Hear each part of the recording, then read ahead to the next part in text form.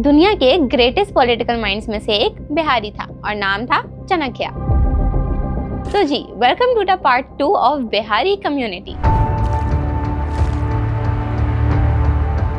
चाणक्य को कौटिल्य या विष्णुगुप्ता यानी नजूमी भी कहा जाता था। वो सिर्फ एक टीचर या फिलोसोफर नहीं था, बल्कि एक स्ट्रैटेजिस्ट, इकोनॉमिस्ट और सीनियर एडवाइजर भी था। उसने मौर्य एम्पायर को बनाने में मेजर रोल प्ले किया, नंदा एम्पायर के खिलाफ ऑपोजिशन ऑर्गेनाइज की और चंद्रगुप्ता मौर्य को पावर में लाने में भी उन्हीं का हाथ था। लेकिन चाणक्य को बिहार से क्यों रिलेट किया जाता है?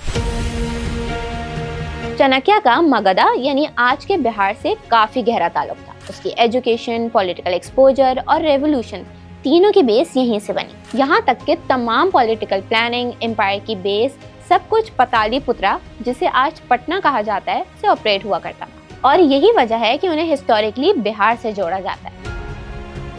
नंदा एम्पायर मगधा की पहली मेजर पावरफुल डायनेस्टी थी। इसे महापद्मा नंदा ने 343 BC में स्टैब्लिश किया और ये मिलिट्रीली काफी स्ट्रॉन्ग थी। फिर चाणक्य की स्ट्रैटेजी और चंद्रगुप्ता मौर्य की लीडरशिप ने मिलकर 322 BCE में मौर्य एम्पायर स्टैब्लिश की। इस एम्पायर की पहचान ये थी कि इसने पहली दफा बहुत से अलग अलग रीजन्स को एक सेंट्रलाइज्ड रूल के अंदर यूनाइट किया और बाद में बिंदुसरा और स्पेशली अशोका के दौर में एक्सपेंड हो गई थी। मौर्य एम्पायर के बाद आती है गुप्ता डायनेस्टी, जो चंद्रगुप्ता 1 ने अराउंड 320 CE में स्टैब्लिश की और इस दौर को गोल्डन एज ऑफ इंडिया भी कहा जाता है। लेकिन क्यों?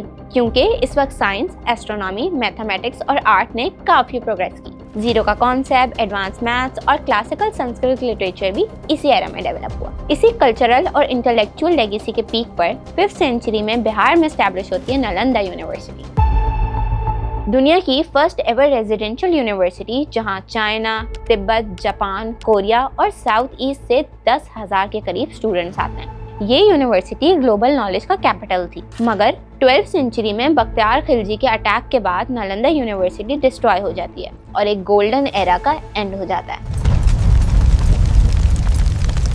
तो जी, बिहारी सिर्फ एक आइडेंटिटी नहीं, बल्कि एक पूरी हिस्टोरिकल जर्नी का नाम है। मगर हैरत की बात यह है कि इतनी रिच हिस्ट्री और एजुकेटेड कम्युनिटी आज दरबदर क्यों है? क्या ये इनकी वफादारी का सिला है या एक पॉलिटिकल फेलियर? ये आपको बताएंगे अगले एपिसोड में।